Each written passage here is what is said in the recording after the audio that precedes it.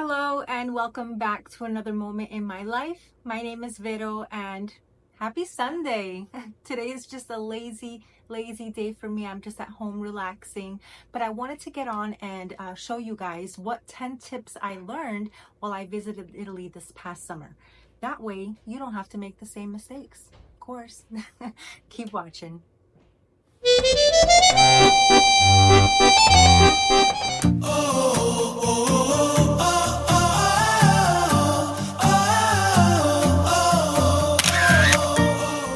So I went to Italy this past summer for 10 days and I visited different towns between Rome and the Amalfi Coast. Now, before I go on vacation, I always do as much research as possible so that way I don't make mistakes. But sometimes you hear about it, you read about it, and you think, that just happened to that one person. That probably is not a norm there until you experience it firsthand.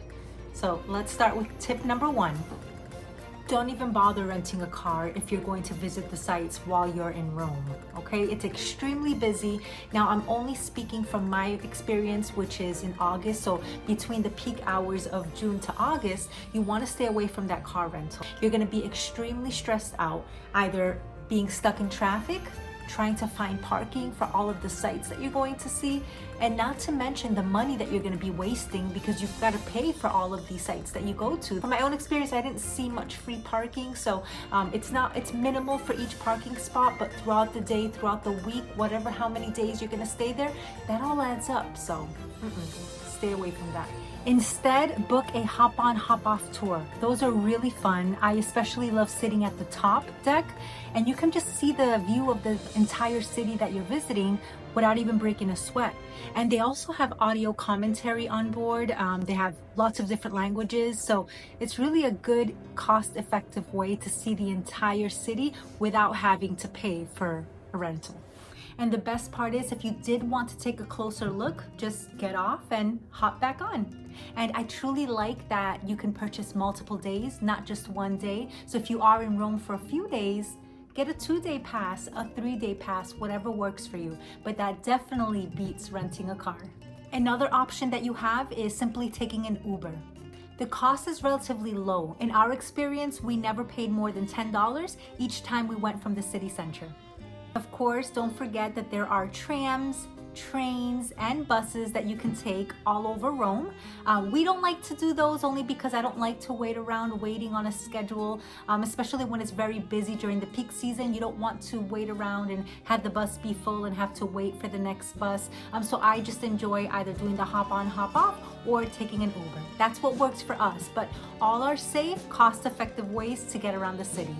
And if you're on an even tighter budget, then use your feet. I recommend getting an Airbnb or a hotel in the Prati neighborhood. That's what we did, and I feel like it was so good with the location. It was centrally located between Vatican City, but then at the same time the city center. From one end to the other, from the hotel to the city center, it was only about a 15-minute walk, maybe 20 minutes, and then from there to the Vatican City, from the hotel to the Vatican City, it was only an 8-minute walk. So what we would do is actually leave in the morning. If we weren't doing the hop-on, hop-off tour that day, we would wake up in the morning and actually walk to the destination. Your feet are going to get you wherever you need to, and it's really nice just to kind of walk the streets, get lost. There's a lot of things that you are going to miss if you are on a bus or on an Uber, so just walk to where you need to get to, go between each site with your feet, then at the last stop, take an Uber back to the hotel. And if you decide to take a taxi instead of the other modes of transportations that I mentioned, then pay close attention to tip number 2. Taxi drivers are known into scamming tourists into paying double to triple the prices. So don't do what we did and get into just any taxi. There are designated taxi stands throughout the city. What you're going to want to do is make sure that you get into a white metered taxi. The best thing to do is just find one of those orange taxi signs. You're going to see them all lined up in a row. There's actually a code of honor, so make sure that you do go to the very first taxi that's in line.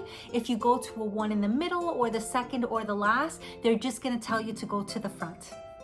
Now, if you're not near one of those taxi stands and you still need to get a taxi, then there's a few things that you're going to want to look out for. So if you find one off the side of the street and you flag them down, make sure that they have a meter inside and make sure that they have the signs posted behind the passenger seat. They will tell you in detail how much the prices are, either to go to the airport and back or to the city center, and there's some landmarks that are going to be on there that'll kind of tell you a fixed price. If you don't see that and you don't see a meter, it still doesn't mean that it's a bad thing to do to get into the taxi. Just don't get in without negotiating a price. That's what we did. We ended up just getting any taxi because they were white, just like the other taxis that were lined up. However, this one did not have a meter and it did not have the signs. So once we sat down, we asked them, hey, can you take us to, and then the place that we were going to? And he said, yeah, absolutely. We got in and it was only a 10-minute drive. So we thought we were going to pay the same as the last taxi that we took because it was also about a 10-minute ride. And actually, it might have been a little bit longer of the ride for the one that was actually parked at the meters, and they ended up charging us double the price. Now, if we would have negotiated a price beforehand, then we would have completely been able to save some money. And the reason we know that is because when we took the other white metered parking at the park, it's a little complicated, but at the actual orange parking signs, he told us, one of the guys said, yes, you want to make sure that you negotiate. It's still safe. They're not going to harm you, but they're going to try to charge you as much as possible. But if you do negotiate that price beforehand, then there's not going to be any issues. So one last thing that I want to tell you about the taxis is make sure that you have the Uber app, whether you take an Uber or not, because right on the app, it gives you the option to either take the regular Uber or order a white taxi. It gives you the option to compare prices. They have different prices. So at any given time, you can get a taxi that's cheaper or the Uber. So that's cool. You can kind of price check right there on the app and pick the most cost-effective ride at that time. When I found out about that, that was a win for me because I hate haggling prices. I was never good at that. So what if you are done exploring the city and you want to see what's outside of Rome? Then in that case, I do 1000% recommend that you get yourself a rental. So that brings me to tip number 3. Renting a car to explore outside of Rome is the #1 way to go. The reason I say this is because day tours alone are so expensive. Just by taking 2 day tours will equal the price that you can possibly get a car rental for the whole week. The prices are reasonable, and not to mention, you're on your time, not the tour's time. The only time you will ever see me on a tour is through an excursion on a cruise line. And that's only because I don't want to be left behind. Italy is safe, so get a car rental and enjoy the freedom that comes with it. If you are going with that car rental, just make sure that you're reserving it way in advance. In Europe, they drive mainly manual cars, so if you're not comfortable driving a manual car, make sure that you're reserving that automatic. If you're trying to go in the same day to get an automatic, believe me that either they're not going to be in stock, and if they do, they're going to charge you the most that they think they can get away with. Believe me, we had no choice but to pay $950 for 4 days because they only had one, right? We don't know if they really had one in stock, and that was my fault because originally when I reserved it, I didn't pick the automatic, but now I know. But if I did do that ahead of time, I was only going to pay $127 for 4 days, and they jacked up the price to $950 simply because I didn't reserve it ahead of time, and they knew we were tourists and they knew that we wanted to explore more than Italy. They knew they were going to get away with it. So learn from that mistake. All right, guys, so if you're still there with me, the next 2 tips I have for you are going to be for the scammers. Be very careful with this one. If you are walking in a crowded area, in a street, in an alley, in a sidewalk, wherever it is, if it's crowded, make sure that you are looking down. That's right.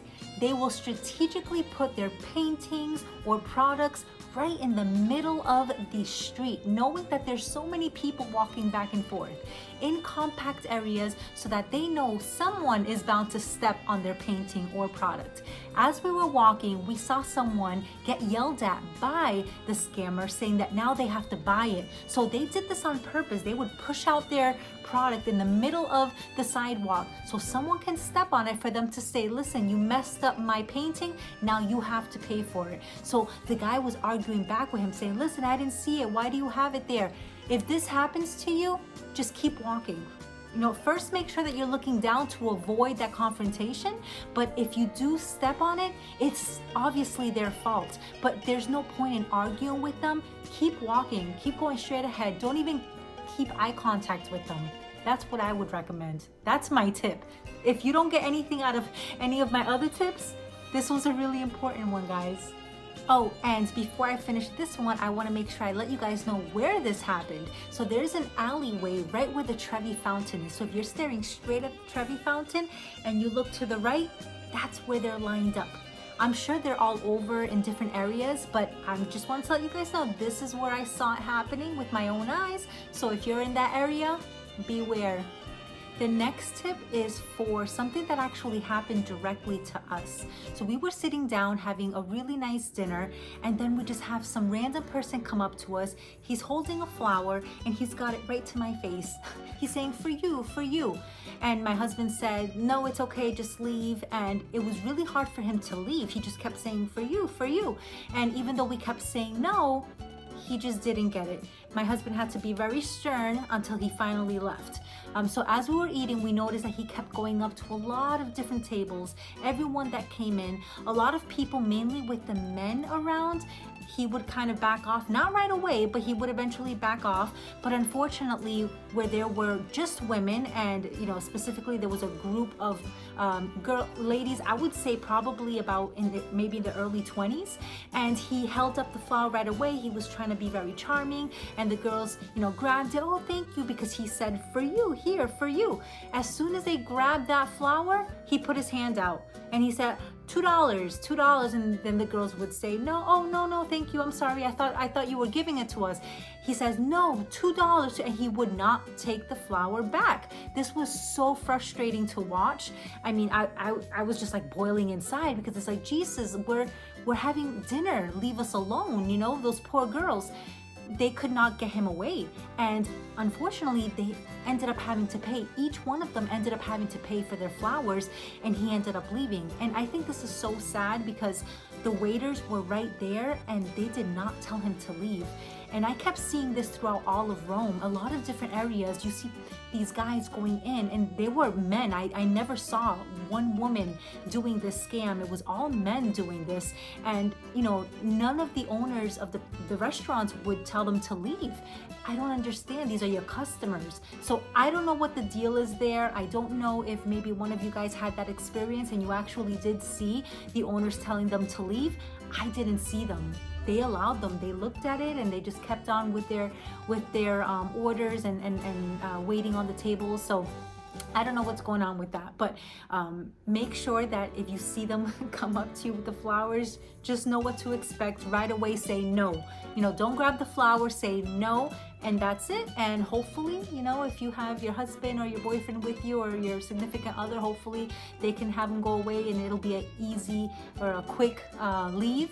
Unfortunately, it wasn't that quick. So what we did after that encounter, you know, even as we were walking, it wasn't just in the restaurants, by the way. So as we were walking, we did see a guy come up. This time he didn't really have a flower. He had something else. It looked like a map of something, but he went straight to me. And, you know, he saw me and he was kind of going up straight to me. And my husband kind of gave him that eye, like, I dare you to come here, like, stay away. And he quickly turned. So I feel like the men, you know, they know they can't get away with it with the men. And I feel like they try to get away with it more for the women, but just letting you guys know what to expect when you're in Rome. So for tip number 6, make sure that you are making reservations for those restaurants that you really want to go to, not just in Rome, but anywhere in Italy during that peak season, again, from June to August, because they may actually be completely already filled out even a few months ahead for those very, very popular restaurants. So I want to specifically let you guys know about the rooftop bars. I highly recommend at least visiting one while you're there during the summer. Beautiful, a lot of them have beautiful sceneries, and you can see landmarks right from the top. So we went to Mun, M-U-N rooftop, and it's inside of the Hilton. Beautiful, and what I loved about it is that there was no hold for the reservation on a card. They didn't even ask for a card when I reserved. But keep in mind that during peak season, you are most than likely going to find a rooftop that will ask for a hold on your card for the reservation, and that could be a good thing or a bad thing, you know, depending, because a good thing, yay, you got a reservation. Bad thing, remember, they put a hold, non-refundable. So what if you are worn out that night and you don't want to go out to have some cocktails? What if your itinerary keeps you out longer? Maybe you've got a tour and it takes you over the time that you reserved. You've got to go back to the hotel, you've got to get ready. I mean, I don't like that. I don't like not being able to make it somewhere and knowing that they're gonna keep money. So keep an eye out for that, make sure that you're prepared, but also take a look at the menu, because not all of the rooftop bars offer full dinners. They actually mostly only offer tapas, so the little appetizers. The one that we went to, the appetizers were tiny. It was like a little bread toast with different toppings. So yeah, it wasn't anything to really get full off of. Some have a dinner menu, a lot of them don't, so keep an eye out for that. As far as reservations go, that holds true to pretty much anything that you're going to do during the summer. The lines get crazy, guys. Make sure that you're prepared. Make sure that you don't have to stand and purchase entrance tickets to museums, to the Vatican City, anywhere, the castles. Buy those tickets ahead of time, skip the lines, go right in.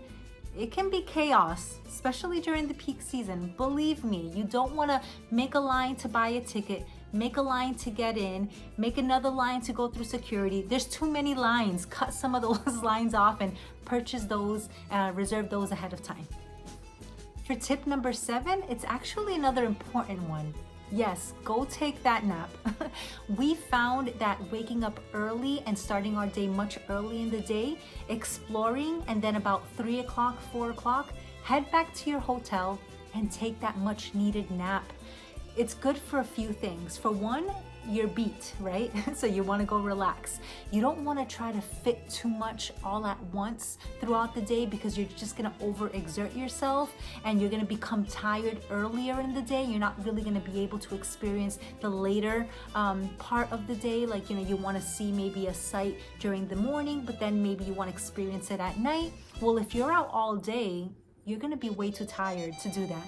So instead, explore early in the morning, go back, take a nap, come back out at like 7 o'clock. Now you've got a lot of energy and you can keep going. But another good thing to do that, not just for the energy, it's really during those peak hours of June, July, and August, where it's really, really hot. The sun really starts beaming at about 5 o'clock. So if you go out there early in the morning, it's gonna be a little bit more comfortable, a little easier for you to walk around and do all this exploring. Go take a nap, go relax, and by the time you head back out at 7, the sun's going back down or just about to go back down, and it's a little bit cooler. So it's really the best way for when we go exploring. Is we like to cut off our days right in the middle and go relax and freshen up, and now we've got all this energy and we don't feel like we missed out on anything in that day. We feel like we've explored all day because we've got so much energy. So yes, definitely take a nap throughout the day. For tip number 8 is for the Amalfi Coast. Do not go to the Amalfi Coast and just visit Positano. Before I went to Italy, whenever I thought of the Amalfi Coast, it was always Positano. Yes, Positano is beautiful. It's on a cliff and it's got these beautiful multicolored houses stacked up on top of each other on the cliffs. It's just an amazing, amazing sight. You do want to make sure you see it, right? But don't just go there for Positano. The Amalfi Coast is so much more. There's 13 towns or villages right on the cliffs. Actually, I have a vlog out and I went to go visit Maiori and another town, Minori. They're really close to each other. And if you haven't watched it, make sure you go watch it. But it's so beautiful because it really does remind you of Positano, except less crowds, more budget friendly, easier to find parking. Everyone flocks to Positano. They also flock to Amalfi, which is the biggest town in the Amalfi Coast, and then they also flock to Ravello. I feel like those three are really the ones that people go and they visit, which in a way it's good because then it leaves the other 10 towns for you to explore that are not overly packed with tourists. Make sure that you make the time to see more, which is why having a car rental is so important. Again, you have the freedom to just drive around in between each town, but also keep in mind when you go to Positano, there's, if I'm not wrong, I don't remember if it's 16 or 17, but 1,600 steps from where you park down to Positano. I don't know about you guys, but during the summertime, that seems like a little too much. There are certain lookout points that you can drive up to and park on the side of the cliff and look down. I do have a few videos posted on that as well, so go check those out if you want to. But there's little hidden spots that you can go to and take a quick picture. I know that a lot of people like to go to the beach clubs there, but the beach clubs are pretty expensive. Pretty much anything that in Positano is going to be expensive. But if you go to those other towns in the Amalfi Coast, everything's going to be a lot cheaper, way more budget friendlier. Again, you'll find parking and you'll be able to stroll around and get beautiful pictures and videos without so many tourists in the background. So just be sure when you go, make time to go visit those other towns that are just as beautiful as Positano. They even have excavated villages just like Pompeii. So make sure that you do make a stop for that.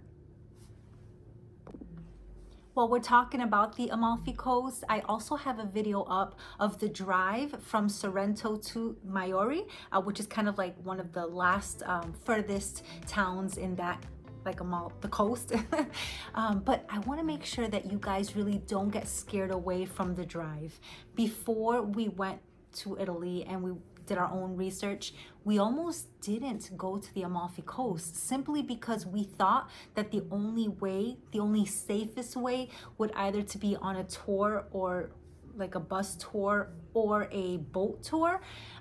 We took the chance and we said, like I mentioned, we don't like tours. So we said, we're gonna just try it.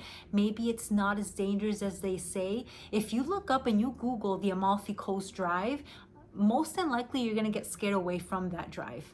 Believe me that it's not scary. It's really not that scary. I don't even know why people try to scare you away from doing that drive.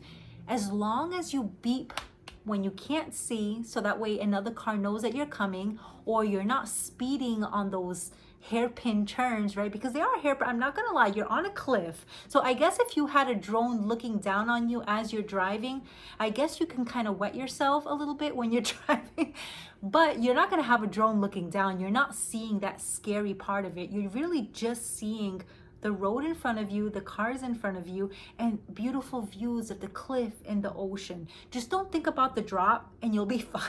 So yeah, I hope I'm not scaring you now. No, honestly, I am such a baby when it comes to heights. If you watch one of my other vlogs, when we went to Portugal, I actually had an anxiety attack because we were going up the mountain in the Douro Valley. That was scary. And that's a mountain. Where we were going, we were looking down, down the mountain. When we were going now in the Amalfi Coast, we were looking down into the ocean. You would think that's more scarier going into the ocean, but it really wasn't because you're not speeding. There was traffic, so you can't go fast. You're just going at like a nice speed. Yes, there's a lot of turns, but again, as long as you are aware as you're driving, as long as you're beeping when you can't see, don't miss out on that drive. It's beautiful. You've got to see it. If you haven't watched it, make sure that you go watch it, and hopefully it inspires you to go rent a car and drive to the Amalfi Coast. So tip number 9 is a quick one, and it's really straightforward. Make sure that if you're not going just for the ocean, if you don't want to go on to Italy on vacation just to go swim, then I highly recommend that you go during the off season. And I'm sure that you've heard this everywhere, but I had to make sure I mention it because it really is true. You're not only gonna save on the accommodations, you're gonna save on your flights, and you don't have to worry about reserving pretty much anything ahead of time. It's a lot more stress-free. During the peak season again of June to August, that's the time that you really want to stay away from. Looking back now, we went in August and I really wish that we would have waited even just a month later in September. So September, October, or even April, May. So it's still nice weather, very comfortable that you can walk around and not sweat and just be more comfortable overall and get, again, better pictures, better videos with not so many tourists. You don't have to be in such a hurry or getting up even earlier to try to beat the lines or the traffic. It's just going to be a better experience overall if you do go during the off season. So highly recommend that if that's what you want to do. All right, guys, so for the last and final tip, tip number 10 is do not rely on your phone for the maps. That's right. My husband and I got lost numerous times between each and every single site, each and every single town, because we kept getting spotty signal. Especially if you're planning on doing like those hikes outdoors, don't rely on that. Try to take a look at the map before you go out on those hikes or before you go out on that drive in case you do lose signal, and believe me, you will. That way you can at least get a little better idea as to where you're going and maybe try to memorize a few exits or, you know, names of the highways or whatnot. But it was really frustrating for us. We really did keep losing signals. So I recommend that if you're renting a car, which you should be, when you rent your car, that you do have a navigation system on there. It's gonna help you, believe me, you're not gonna be frustrated. We went up to Mount Faito, so that we can go to the cable cars in the Amalfi Coast, and we wanted to start the cable cars in the bottom of the mountain, make our way up, and then have lunch on the top of the mountain. And yeah, our phones took us at the top. We were already halfway up the mountain when I'm like, wait a minute, we're trying to go up the cable cars. What's going on? We were following the GPS and it was still taking us the wrong way. So it was either spotty signal, no signal at all, or taking us a completely wrong way. I don't know what was up with that. So navigation system, guys. So there you have it. Those are my 10 tips to help you have a much more enjoyable trip when you go visit Italy. If you enjoyed this video and if it was in any way helpful to you at all, please let me know in the comment section below, and be sure to subscribe. Follow me so that you can get more tips and tricks and a few more travel vlogs coming soon this year. So stay tuned. But until the next time, my name is Vero and I am living in the moment. Bye.